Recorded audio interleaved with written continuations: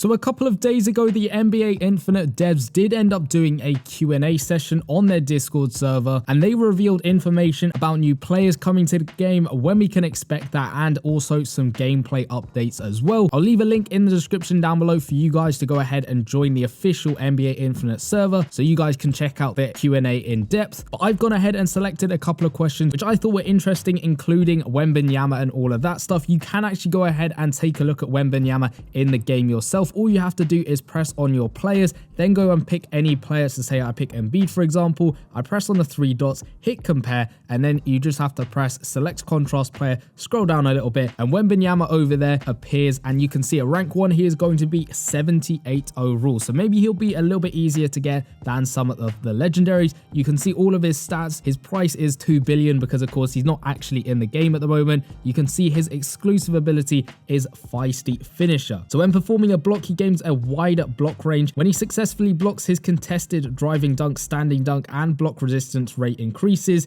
and he also has an exclusive move, as you can see over there. When he drops in the game, it's going to be so much fun to go ahead and use him. But when can we actually expect to see him in the game? Well, the developers answered this question on the Discord server, as I mentioned earlier. They said our March update will feature new star players, including WEMBANYAMA, and they also mentioned that retired players are also being progressively developed, ensuring that players will definitely get to experience them this year. So obviously the March update could be any time within March. However, this is me completely making a guess. I'm not sure whether it will be sometime after the LeBron event. Of course, at the moment there is an event which you can go ahead and get LeBron James, so potentially when that ends we might be able to get an update and get that WEMBANYAMA in the game. But they also did say they will feature new star players, including Wemby, so there'll probably be some more players as well in that update. Another person also asked, will you be adding legendary NBA players like Kobe, Michael Jordan, and Shaq? And they answered, we have an ongoing plan with introducing new star players, including new epic, legendary, and retired historical stars,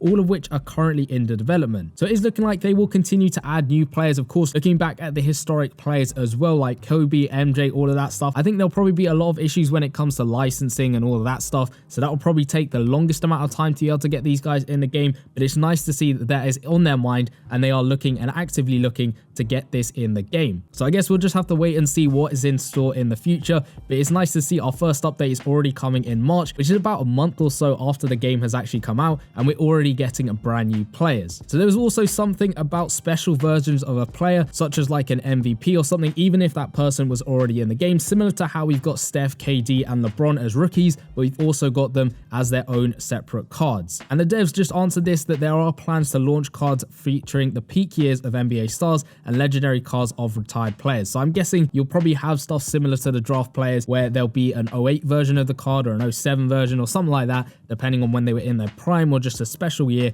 or something like that. But again, we'll just have to wait and see what new cards will be added to the game. But switching over to gameplay, there were a couple of questions which were fairly interesting to me. The first one being whether they would add a 2v2, a 1v1, a 3-point contest, ranked mode, and all of that stuff. They said that they are considering that, but they will continue to observe the possibility of another rank mode. And what I actually do kind of agree with, they said having too many ranking systems may disperse everyone's attention and bring more ranking pressure to the players. I agree, because at the moment we do have 3v3, Dynasty is ranked as well, so maybe having too many modes might be a little bit much, but 1 or 2 here and there would be a lot of fun. I think 1v1 mode would be great fun to have in the game. Someone also asked whether there are any actions or plans to improve the ping or latency of each server. Now, of course, I'm in Europe at the moment, but I'm playing on North America servers because that's what it just sort of put me on at the beginning of the game, and so I can play with the majority of you guys as well in the game and other stuff. So they did say, please stay tuned for our patch notes. We will keep working on this issue, and it's nice to see that they recognize this as an issue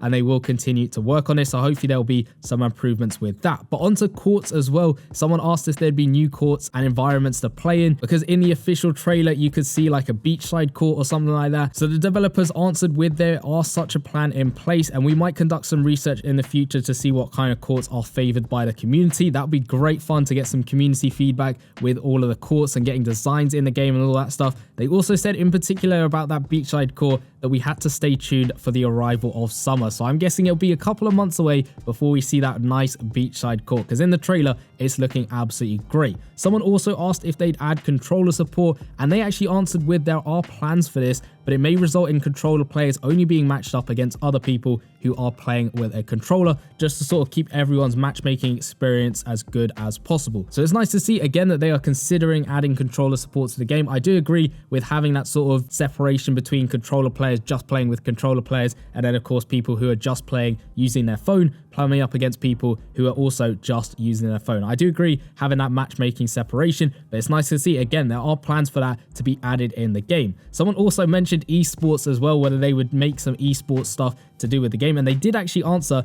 by saying we are planning to host a college tournament in the future. No idea what that really means, but it's nice to see. Esports is obviously a big thing. Of course, we had like Fortnite events, you have FPS games as well getting some proper events. The only thing I'm really aware of, because I'm not really in that space a huge amount, is the Premier League on FC24, having each club have their own teams and playing some matches and all that stuff. So I think something like that would be great fun, and I'd be happy to participate if there was an event like that. And there was another question about the mechanics of the game, so the players running too slowly and people wanting that fixed. I have had a lot of comments saying that the movement's a bit slow or it's not great and all that stuff. They said they received feedback and plan to accelerate certain movements for upcoming versions. For instance, in Dynasty mode, the movement in 3v3 and the player's inherent speeds will differ. But they also did say that too fast a movement could hinder defensive play, but they'll continue to observe the performance to determine whether some optimizations and adjustments are necessary. So I do kind of get that if it was a bit too quick, then of course defensive play would be a lot harder in trying to keep up with your opponent and all that stuff. I think maybe increasing it a tiny amount, especially some of the centers, they are very slow, but of course if you upgrade their speed a bit, you need to upgrade the other guy's speed as well to sort of make it make sense. But I do think the speed needs to be upped just a little bit, but not too much, so that it's really hard to stick with your opponent. Someone also mentioned that even if you get that perfect release, you sometimes do miss a wide open shot, and the devs said that they are developing a feature aimed at improving the situation of missing open shots. I do think at the moment in the game there are a good amount of chance of you actually making the shot. If you get that perfect release, you're in a good spot for the player itself in terms of their heat map, and of course you're wide open as well. But again, it's nice to see them looking at those improvements and trying to improve them and fine-tune them as we get through this game. Someone also asked if they could add a 5v5 team-up mode, and they have considered this situation. It's about them being concerned about the player experience, as most of the time players are running after the ball with the game, which might damage the game experience. I kind of get that, because of course in 3v3 sometimes you're waiting ages for someone to just pass you the ball. So imagine that in 5v5, you got 5 people competing to try and keep the ball and playing with all that stuff. I do think it would be fun to maybe play 5v5 with people you know and your mates and all that stuff, but playing against just random people and playing with random people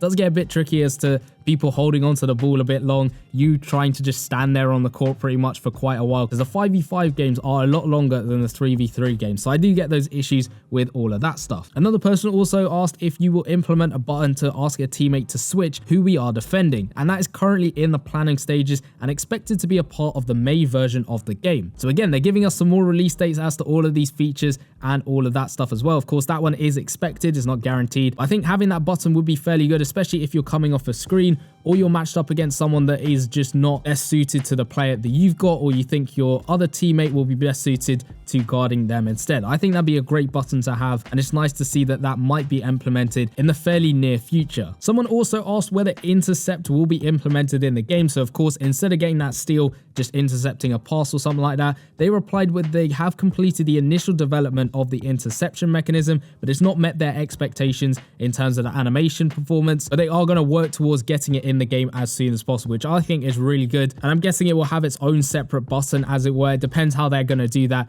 within the game itself. But I think that'd be good, because steals are fairly difficult to get in the game, and of course you can't really block a pass, as it were, so it'd be good to have that in the game and just add up that defense a little bit more. Someone also asked what the future club gameplay things are being worked on. Now, before you get on to the answer of this, I have decided to go ahead and make my own club in the game. You can go ahead and join it. The name and all of the requirements are up on screen. Of course, you have to meet those requirements to actually request to join, and then I have to accept you, but then you can go ahead and join. You can trial players and all of that stuff within the club itself, so that's going to be a lot of fun. If you want to join, you can by all means go do that in the game. As I mentioned, the requirements are up on screen. They replied with new club features will enable more interaction among club members and introduce various levels and points for clubs, leading to more rewards and social opportunities, which will, I think, be a lot of fun, because at the moment I think all you can do in clubs is just simply trial and loan out players to other people in your club. I don't think you can do a huge amount else with that stuff. Of Of course, I've just created my own club, so I guess I'll find out with what other stuff you can do as well. Someone also asked if you could buy celebrations to do with characters after they score, and they said that they are currently